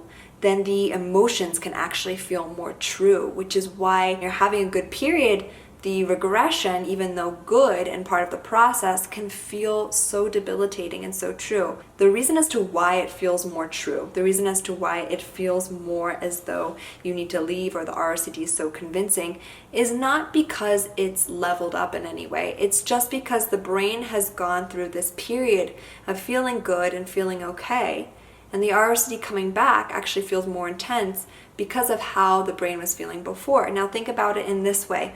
If we've had ROCD every day, we get used to it. But if we have the comparison of feeling good and the ROCD coming in, it's gonna feel more intense, which is the answer for why ROCD feels more intense when we relapse, but it doesn't mean that it's the truth. I want you to keep in mind that each relapse is a gem. And I know that may be weird to say or weird to hear, but each relapse is a gem. And I'm going to talk about that next, all about on how to reframe relapse and regression in order to get you closer to freedom. In order to get better from ROCD, we must have the good and bad.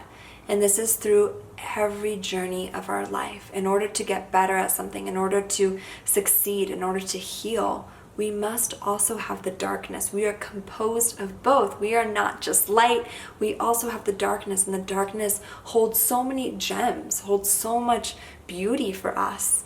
I know that that might be weird to hear, but the darkness is really not bad.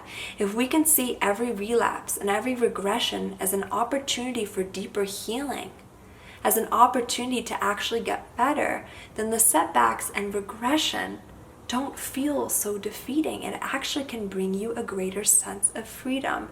For me, I remember when I would get to the point in my journey with ROCD where I would relapse and I would just continually feel defeated over and over and over again. And I want to say it is also okay to feel defeated. It's okay to feel angry. It's okay to feel sad, like, oh my God, again. But I'm going to invite you to try on a different perspective, even if the sadness is there. For me, I started to retrain my brain. Every time there was a sense of discomfort, every time the anxiety was there, every time I relapsed, every time I was triggered, I knew that that was actually my gateway toward freedom. Because it wasn't in the easy times that I was going to get better. It was actually in the difficulty that I was going to get better. Every relapse and every trigger and every setback showed me something new about my healing. And it was never that my partner or husband was wrong. It was just in ways where I was still holding back from giving myself the compassion, the acceptance. It was still ways in where I was anxious about my anxiety. It was still in ways where I held false beliefs about love and about the worthiness in myself. It was still in ways where I noticed I was holding on to the stories of my parents that were holding me back. So each relapse and regression and trigger and setback is an opportunity. In reality, it's not a setback. It's actually a set forward because it's needed for you in order to progress. Now, many people say to me, okay, I understand that, I can change my perspective on healing, but I can't stop comparing myself to other people. I feel as though they're doing a lot better than me. I feel as though they're progressing faster, and I feel like I'm failing. I want you to think for just this moment a hobby that you have. Maybe it's something that you used to do in your life, or sports that you used to do in your life. I want you to think of other people around you who were doing the same hobby or sports.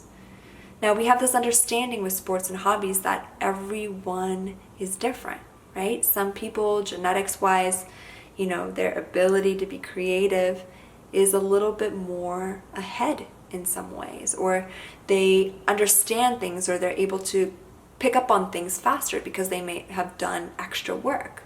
But it doesn't mean in any way that one is better or one is further.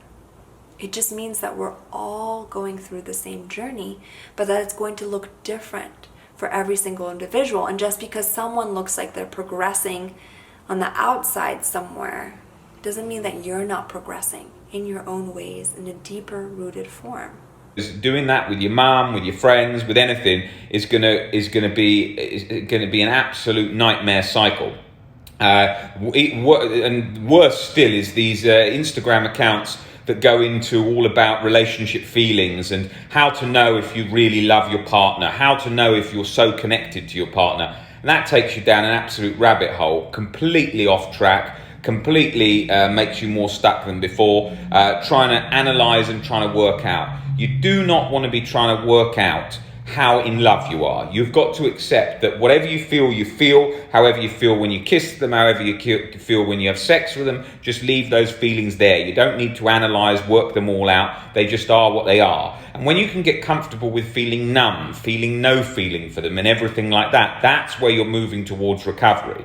And that's key because far too often what happens is people think the absence of anxiety indicates that they're in danger or that something's wrong or something's not right. And that's not the case at all. The absence of anxiety is no indicator of wrongdoing, be in harm OCD, for example, or no indication of loss of connection or loss of love just because you're not anxious. Irrelevant. Anxiety is not an indicator. So I think that's key. And what other things did I want to mention about ROCD? Oh, the other thing is you've got to go with uncertainty, not knowing. People try and bolt down and like, okay, well, when am I going to know if I love them? When am I going to know? And that's the problem. It's that drastic chasing to find out if you love them, if you're connected to them. And that's what gets you in this bloody cycle.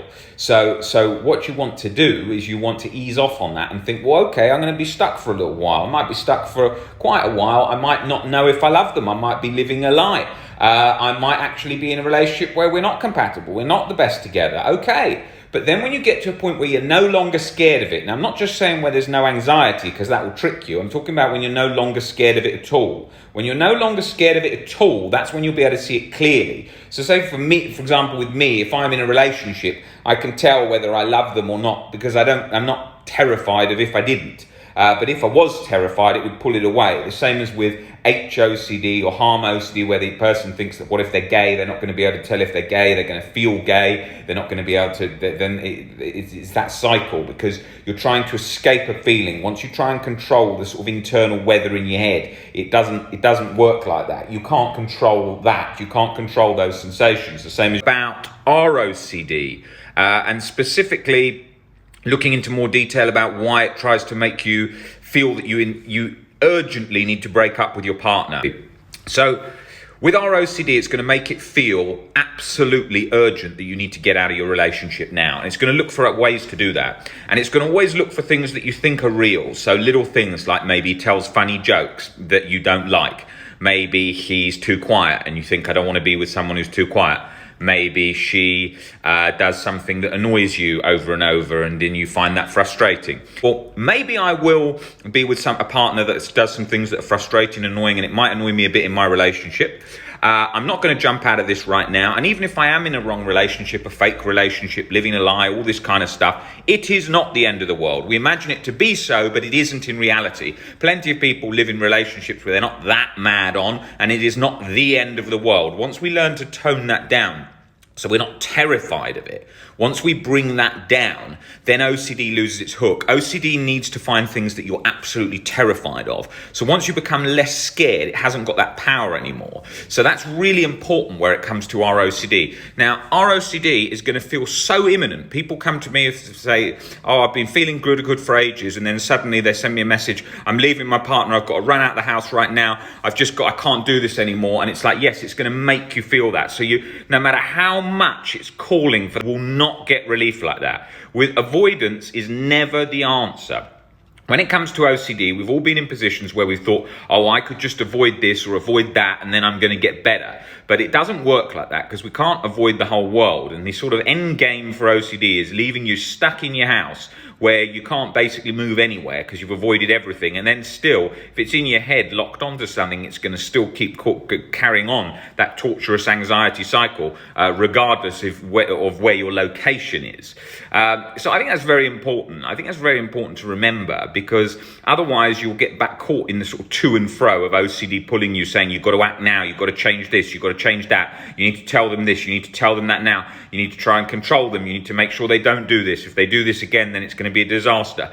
And then you'll sort of feel like you're walking around on internal eggshells looking for a really, you're looking to see, am I how am I feeling at all times in relation to this relationship? And then you're constantly got an imaginary thermometer in your head weighing up the relationship emotions constantly of how much in love am I, how much disgust do I have for the thing that I don't like about them, how disconnected do I feel, how sexually attracted am I to them, how turned on am I to them. And our OCD is going to manipulate every angle. It's going to make you feel like the person feels like kissing a plank of wood. It's going to make it feel like when you're having sex with them, you're completely disconnected and not turned on. And in more extreme versions of that, which aren't even that extreme, it happens all the time, it will make it feel like you're forcing yourself to have sex with someone that you don't want, and it feels horrible to you because you're like, well, I don't even really want this at all.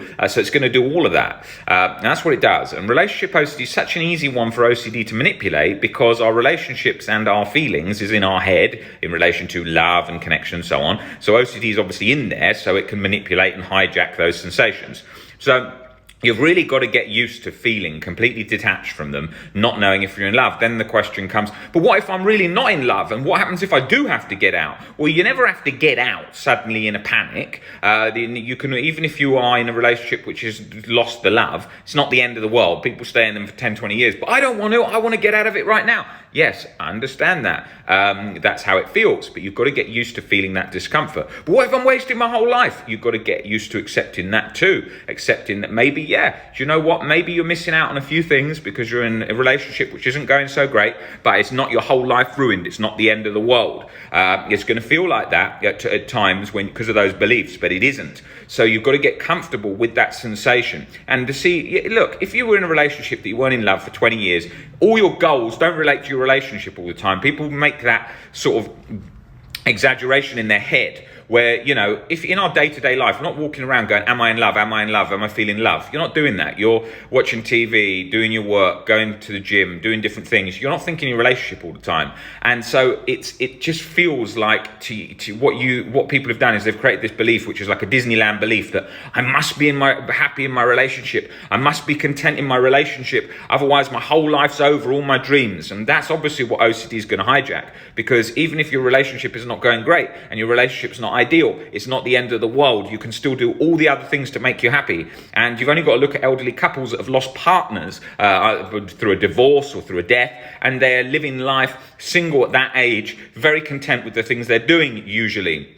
And the same as in our life when we were younger, or at times in our life we've been single for periods of time and we've been just fine. It's a bonus, a relationship. It is not a necessity. It's where we've exaggerated it to become a necessity, where we're like, I have to be in a relationship just to be happy. I have to be in a relationship just to exist and be at peace, and that's my life goals. That's not how life works. Relationships will come and go. They're a bonus. They're not our whole life. When we exaggerate them to be our whole life, that's when we get into a lot of problems. And you see that because you see people that have ended up ending their life when their partners died, or they've broken up or whatever. And it's where they've taken it to an extreme perspective that their life is not even worth living in that instance because of they're not in a relationship anymore. So you specifically want to look at the quality of your life and see that even if you are in a position where you're on your own, where you're not in a relationship anymore, it ain't that bad. You can still do all the things you want to do. Plenty of my life has been spent not in a relationship. I've had great times in relationships and I have great times without. I don't need a relationship to be happy. It's a benefit if I have one. It's when you feel in love and it's all encompassing and feels great. It's easy to write off the rest of your life and say, oh, life is so bad when I'm not in that relationship because it felt so much better. Yeah, it felt better at times, but it wasn't the whole time. When you're sitting at your desk, you're not thinking about your relationship 24/7. Okay, it's a part of your life, but it's the exaggeration, that internal exaggeration. I must get rid of. I must be content and happy and connected to my relationship at all times. And if not, and I sense that I'm not, that is the end of the world disaster. And I'm playing it out in the way I'm saying it to highlight what that feels like, because that is exactly the sensation. So you've got to think. Rule 1. I am not going to run. Nothing needs to be done imminently to change my internal peace.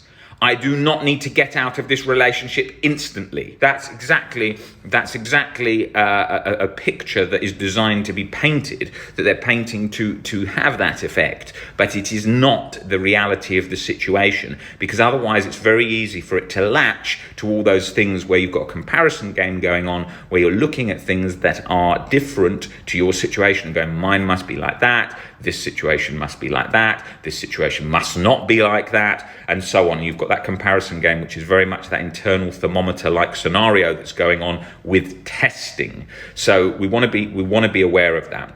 Let me have a think. Anything else that I want to cover in relation to ROCD?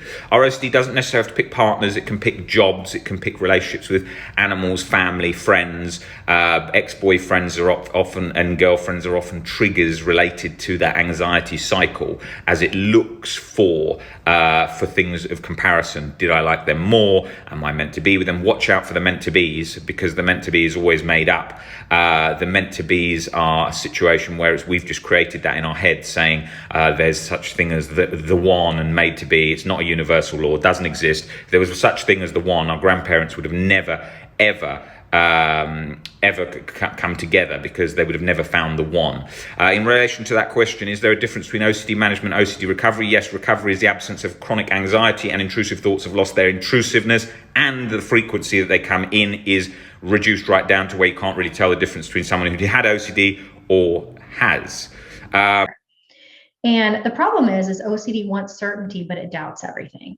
So the minute you give it certainty, you might feel better in that short term, which most compulsions make us feel better in the short term. But 5 minutes, 10 minutes, an hour, a day later, it's going to doubt something else. Okay. So that's why engaging with OCD is not helpful, and why seeking reassurance does not help. Sometimes we get the reassurance we want, sometimes we don't. But essentially, we're looking for help outside of ourselves, which isn't going to be helpful. We have to find that strong sense of self within ourselves and make the decision within. So OCD wants certainty and perfection. And when we engage with it, you're always looking for certainty and perfection, but neither exist. Okay. And this is part of the problem. Perfection doesn't exist. And the things that OCD latches onto, certainty also doesn't exist, because we don't know what tomorrow holds. And a lot of the things that OCD wants to grab onto, there's always a small amount of risk. And really in anything in life, inside the house, outside the house, and all things that we do. So those things don't exist, but OCD is always looking for them. So when we engage with that, then we keep the OCD cycle going. And so recovery actually requires that we get comfortable with uncertainty and imperfection and stop engaging with the OCD, which is why reassurance seeking is not a good thing, and why it's so important to learn how you're seeking reassurance and to stop doing that. If you were to stop all of your OCD compulsions today, OCD would fade away over the next several days and it would be gone. Okay. Now, easier said than done. Most of you cannot do that. That's not a realistic expectation. Okay. Which is why working with someone on recovery who can help you get there and sticking with the process is so important. So let's give you some examples of seeking reassurance. Depending on the theme of OCD that you have. So let's say you struggle with harm OCD and you have an intrusive thought of, and most intrusive thoughts start with what if, right? What if I end up doing X, Y, and Z, right? So if you're asking somebody, did I do this? Do you think I'll do this? That's seeking reassurance. If you have relationship OCD and you're wondering if certain things are normal in a relationship, or if your feelings are normal in a relationship, that's seeking certainty and essentially reassurance seeking. Trying to find out if it's OCD or not. A lot of times OCD wants certainty about OCD. So we try to seek certainty about that. And there is no certainty there. So that is another example of reassurance seeking. It can look like anything, okay? There's so many examples, I can never give you enough. Some people with contamination OCD struggle with certain types of food. So asking somebody if something looks done enough or if it looks clean enough is an example of reassurance seeking. So you will know by just kind of thinking a little bit about your type of OCD and what you typically seek reassurance about. And you know it's OCD or an intrusive thought when you're either feeling anxiety or discomfort, because over time that usually the anxiety turns into more of a discomfort. And even through the recovery process, sometimes you don't even feel discomfort, but something's bothering you. And then it's followed by compulsions. So knowing your compulsions is key, because your brain is very easily going to talk you into saying, well, I really need to know this, or I just want to know, or this is important to know, right? All the excuses that OCD gives about reassurance. So remember, if you've heard me talk about the OCD cycle before, and I'll put it up here again, when we do the compulsion, we strengthen the OCD because we're engaging with it. And when we don't do the compulsion, we're standing up to OCD and not giving it our attention and not giving it what it wants, and it weakens it. So the more you're practicing exposure and response prevention, the response prevention is not doing the compulsions, and in this case, not seeking reassurance. What you're going to do is you're going to feel a discomfort in the short term because you're not doing the compulsion or the coping mechanism that you're used to doing, but the discomfort will fade away long term. Versus when we do compulsions, we're trying not to feel the discomfort in that short term, and it usually works, but long term we feel a lot more discomfort. Okay, so the compulsions and the OCD doesn't work to get rid of the discomfort. Essentially, it's a mask, it's a game. It doesn't work. You actually feel worse by doing compulsions than you do by choosing not to, experiencing that discomfort in the short term, but in the long term it goes away and you don't have to deal with it anymore. Okay, so when you find yourself seeking reassurance, I want you to remind yourself this is a compulsion. It doesn't help me. I can be uncomfortable in the short term and not know I can handle this, and I'm not going to give it attention. And this is ERP. You're exposing yourself to the uncertainty. You're exposing yourself to the uncomfortable feelings in the short term. And then the response prevention is no longer engaging with it, and it will fade away. ERP works every single time as long as you're practicing exposure with response prevention. This is the piece that people don't do. They practice exposure, but they're still doing compulsions, and you can't do them separately. They have to both come together. Okay, so a tip for you, if you're posting in groups and you're looking for reassurance, don't do it. Don't give each other reassurance. Okay, if you're wanting to know some tips on recovery, ask for recovery tips. Ask what you can do to make it better, but not for certainty or reassurance about your particular fear. That's just engaging with the fear and it'll make it worse. Okay, so as always, I always suggest getting ERP help for your OCD. Reassurance seeking. When we really realize that, it can really help us to learn to break free from OCD. So often we're telling ourselves that I just need to get the answer about this. I just need to do this one thing and then I'm going to feel better. I just need to ask this person this, or wash my hands one more time, or check this one more time. Really, all we're actually doing is we're trying to reassure ourselves. We're trying to make ourselves temporarily feel better. And if we think about the OCD cycle, at 12 o'clock, we have the obsession, this thought, this idea, this sensation, this image, this thing that we really didn't want to be there. Well, suddenly it does come up, probably because we really didn't want to have it. Because typically what we really don't want to have, and we tell ourselves, I really don't want to have that, well, the brain has a certain kind of way of giving you more of that thing. And so what happens next? Well, because you really don't like that thing, it gives you enormous anxiety. So at 3 o'clock, we start feeling this horrible anxiety, and often there's other difficult emotions that come up with that.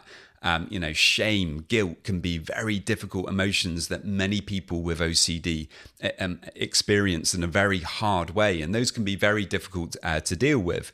But there can be frustration, there can be anger, there can be disillusionment, there can be all sorts of very hard emotions to deal with. And there we are, we're dealing with those things, but we don't want to. And that's the whole thing with the reassurance, because we don't want to have those emotions. We think of all of these clever ways of reassuring ourselves about those things, because those emotions are actually linked to uncertainty. Really, OCD is all about uncertainty. When you really dig deeper down into it, it's because many things in life are inherently uncertain.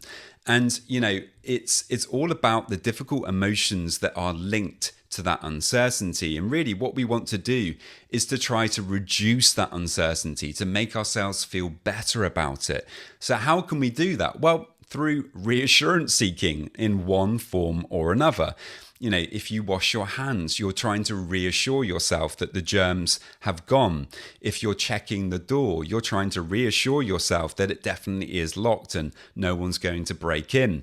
If you're asking your friend for reassurance, even though you've already asked them 10 times in the last 10 minutes, ultimately, again, you're trying to, feel better about that thing.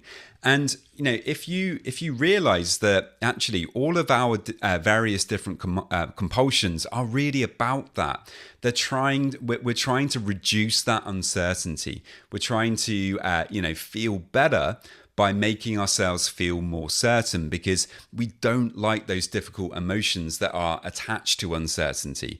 We don't want to deal with anxiety. We don't want to deal with shame or regret or anger or whatever dark emotions are coming up. And, this is the very difficult thing with OCD. Each and every one of us has to find a way to start allowing those difficult emotions to be there more often, and to realize that actually we're much stronger than we give ourselves credit for. And if you're struggling with getting reassurance all the time, I do now have a 12-week program for OCD and anxiety. It's a structured approach that includes 12 weekly coaching sessions, as well as videos, worksheets, and meditations. It's based on all of my personal experience dealing with OCD, as well as years of coaching people as well. So if you're interested in doing that, you can head over to my website, robertjamescoaching.com. There's a link in the show notes. And now on with the rest of the episode. The OCD wants to tell you that you're weak, that you can't deal with these things, that you're disempowered, that whenever, certain thoughts come up, that you simply have to do the compulsion, that you don't have a choice. And this is the lie of the OCD. We absolutely do have a choice. We're much more empowered than we realize. But, it's a choice of learning how to feel discomfort. And, I like to think about it in this kind of way.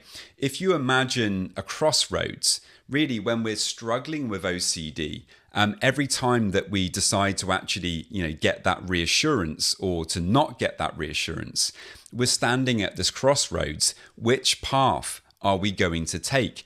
And the problem is that the left path, that the start of that path, it's very attractive looking. There's beautiful trees, there's flowers. It looks very airy, very nice, like a place that you would love to go on a walk through. But as you walk through that path, which is the path of reassurance, trying to make yourself feel better in the short term, it starts off nice. But as you keep on walking along, the path becomes like a haunted path. It gets darker. It gets gloomier.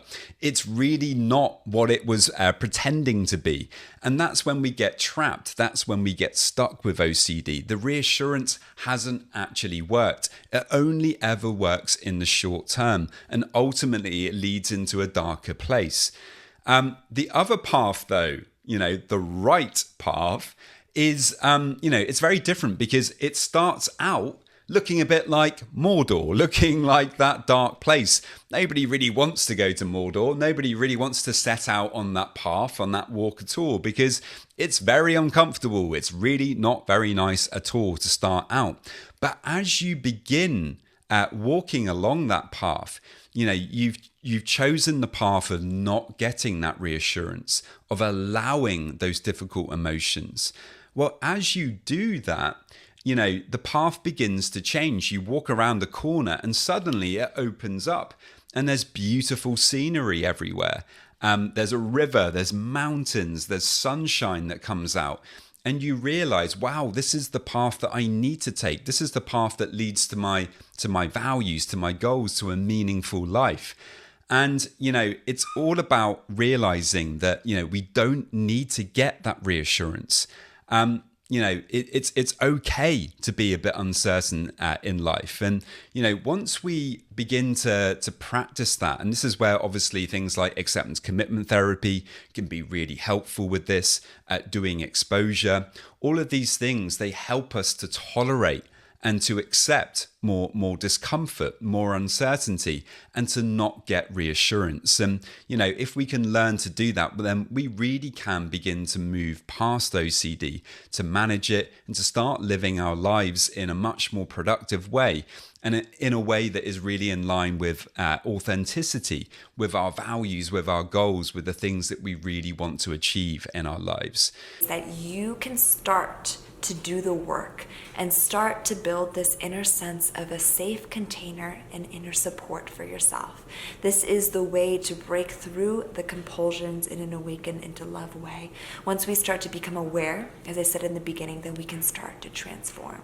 The first part is that when you start to notice yourself wanting support, wanting help, when you're just about to Google, ask yourself if this comes from a place of anxiety or it comes from a place of curiosity. Usually a person with a compulsion will go into reassurance seeking when there's a sense of urgency there, almost as though they need to know the answer now, or the relationship is doomed, or there's something wrong with the relationship. That is a great opportunity for you to start to build your own wisdom, lean on your own education and knowledge, and not go into that compulsion.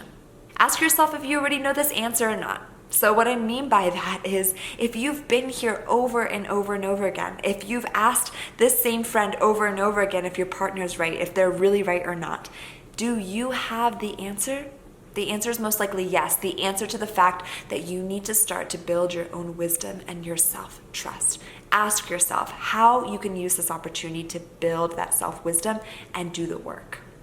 When you're about to go into assurance or reassurance, ask yourself what emotions are asking for care and support. Not the thoughts, but more of the emotions. How can you cultivate a sense of radical compassion? How can you cultivate a sense of mindfulness, as acceptance to the emotions, and start to build this inner safe container for yourself? If you're wanting support from your partner, if you're wanting reassurance from your partner, I know there's a fine line between going to a friend, going to a partner, going to a parent to ask for support. You can actually do this in a way to build more connection and more belonging to each other. And that way is to do something that we love to share within the Awaken into Love method, which is to ask for support from your feelings, not your thoughts. Because the more we come from our thoughts, the more we obsessively ask for reassurance from our thoughts, the more this feeds into the compulsion. So if you are feeling anxious, then come from that place of anxiety. Say, hey, I'm feeling anxious right now. Do you think you could just sit with me? Do you think you could hold me? Do you think you can just be present with me? And usually having them assure your nervous system, your inner self, not the obsessive thoughts, by saying, I'm here for you, you're safe, it's okay to feel this way, actually starts to rebuild and actually starts to create more safety for the nervous system. To recognize within yourself what your patterns are with reassurance seeking, and also the patterns with OCD recovery generally. Quite often you notice that the reassurance seeking might be moving away from the core theme or core themes and more towards, am I doing recovery right?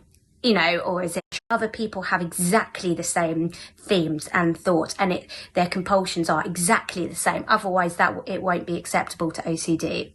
And of course, as we know, no two peoples are exactly the same. You can have big similarities and similar patterns with different people, but we will never find somebody whose OCD has presented itself in 100% exactly the same way as ours. Or it's very unlikely that we'll find that person because they might be on the other side of the world. And even if that person did exist, their experience tomorrow might be different from your experience tomorrow, and their perspective will therefore be different to yours, and their beliefs may be then slightly different. So then it's not the same. So it's very difficult to find somebody with exactly the same OCD as yours. So don't even bother trying. If you start having thoughts, if you start finding yourself poking for that kind of information, just stop right there, partner, because it's not going to happen. So I think it's quite important to then cover self-reassurance. So I'm not going to go into rumination because there's lots of videos on this channel about rumination. But obviously that can come in the form of rumination. Analysis is essentially, trying to get to the bottom of it, trying to work it out in order to reassure yourself. But I'm simply referring to, when I say self-reassurance, it might be, this is just my OCD. This is not me. I am not my thoughts. So it might be that you want to label it as OCD. This is OCD. It's okay. It's OCD. It's okay. That thought's just OCD every time. And unfortunately, that can become self-reassurance. And also it kind of gets to the point where there's no point, because you don't believe yourself when you're saying it. If you're trying to label it to stop yourself getting into rumination, all right, fine. But don't expect to always believe yourself when you say it's not me, it's my OCD. But, it might be that you want to quickly run through the scenario in your mind to make sure that you don't want that to happen, or you're not enjoying that, in order to reassure yourself. So you're kind of mentally replaying. But again, that's another compulsion in itself.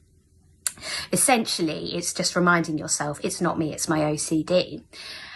But then we get into the researching aspect of it as well. And this is, again, to remind yourself that it's not you, it's your OCD. So this might be researching your specific topic again, so you've already researched your topic, let's face it. You've definitely done that before you've sought help for OCD, before you've realised that maybe it's even OCD. So let's assume you've already done some research, or a lot of research. Let's assume that, depending on your theme, that you and your therapist or OCD coach have said, okay, let's do a bit of research to get the science surrounding it so we can look at it more rationally. So let's assume you've already maybe done that if necessary. So I'm talking about the research that comes after that, that's done in the moment to remind yourself it's not you, it's your OCD. So whether that's watching videos to remind yourself, oh no, that person, okay, it is definitely OCD. So you're doing that again to eliminate the doubt.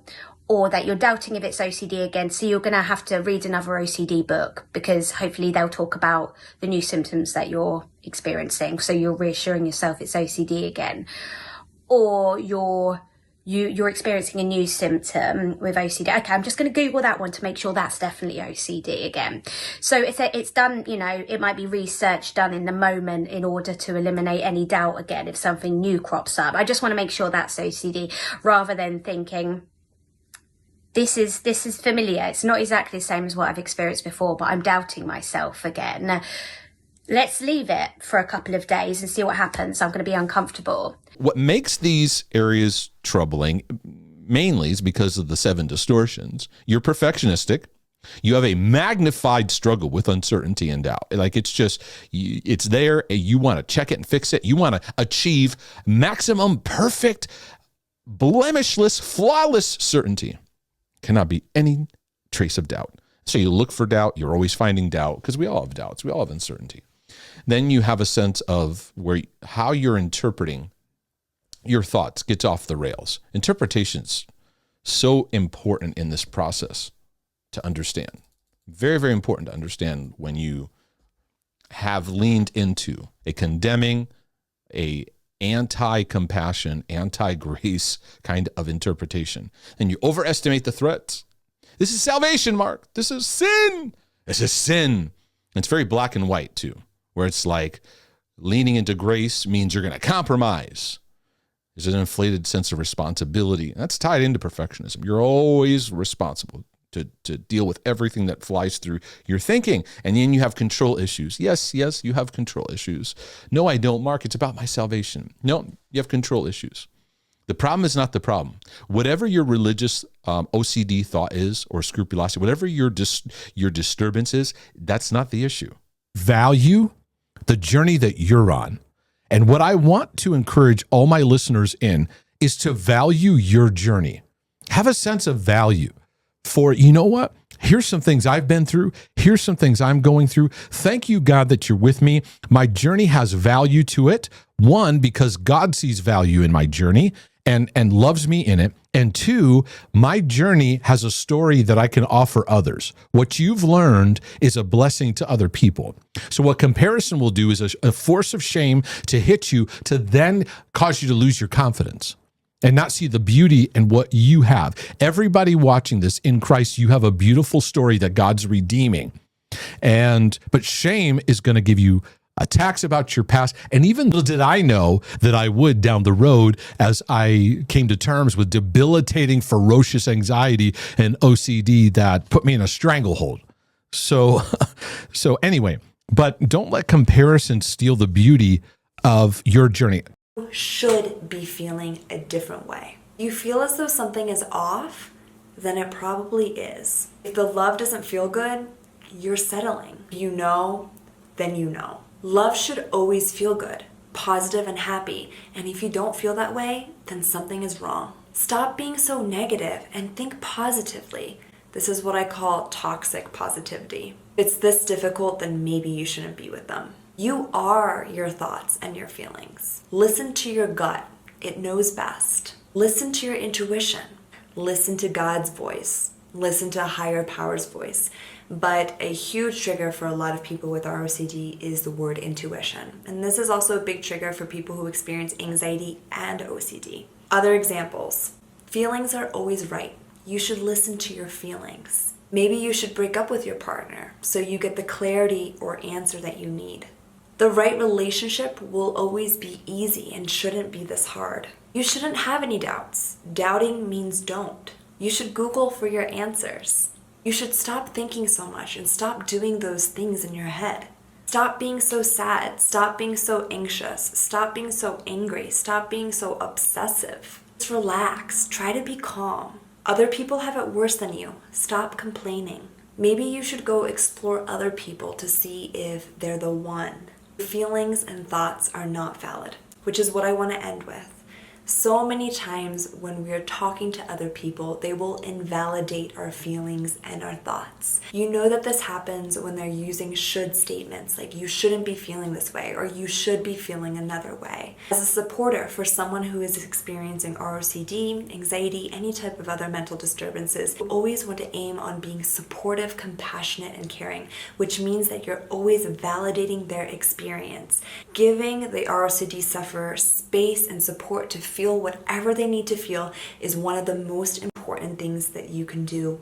If they are feeling sad, if they are feeling anxious, you can say things like, I'm here for you. You can feel whatever you need to feel. You have my support. What you're feeling must feel so hard. You're not alone. You have the right to feel whatever you need to feel. I'm here with you. I might not really understand what you're going through, but I can tell that this is really difficult. And I'm here for you. I know that this must feel really hard right now, but I want to remind you that this too shall pass. And it doesn't take away any of your experience, but I want you to remember that this is not forever. What are some things that your therapist or Kiyomi taught to you about working through anxiety or ROCD? Do you want to maybe do it together? How can I support you in helping you do that? When is your next appointment with your therapist or doctor? On a side note, if you feel as though what this person is going through is an emergency and they're saying that they're feeling suicidal, it's extremely important to reach out to a professional. It's always nice as well, after validating the experience of what this person is going through, to offer words of hope and support. Words I like to use are, this too shall pass, this is temporary. Remember, with ROCD, OCD, and any type of experience, you are not your thoughts and you are not your feelings. Offering hope and reminding the person of their progress can also be extremely beneficial. Small moments of progress and hope are specifically important because when someone is locked in anxiety, that's all they can really see until they have a voice of reasoning or unless they've developed a lot of wisdom within to help guide them through the anxiety that they're experiencing. My wife doesn't make me happy. And I would just wait. My wife doesn't make me happy. Because I know where many minds go in that statement. She's making you unhappy? What's wrong in your marriage? It's not where I was going with it. the idea of happiness, fulfillment, peace, rest, refreshment, whatever fulfilling kind of word we want to use. Many people make the mistake of, I've got to put that in another person. I hang on obsessively to my dad's advice on the matter, as he and my mom are one of the few couples I see having a loving, healthy relationship. Okay, but does your dad understand OCD? Because he may not. And so that there are times where his feedback may be unhelpful. Just letting you know, not trying to throw your dad under the bus at all. He says, when you know you're with the right one, you won't want to be with anyone else. Sorry, Dad. That's just not true. That's just not true. This is a part of growth where we can develop self-awareness in our life, because I can't control what you do. And many of you go, I don't know any safe people in my life. And there have been many stages of my journey where I've said that same exact thing. And I responded to that by saying, well, I can't control that right now. I'm looking. I'm going to make the decision. I'm going to decide to be a safe person and work on that.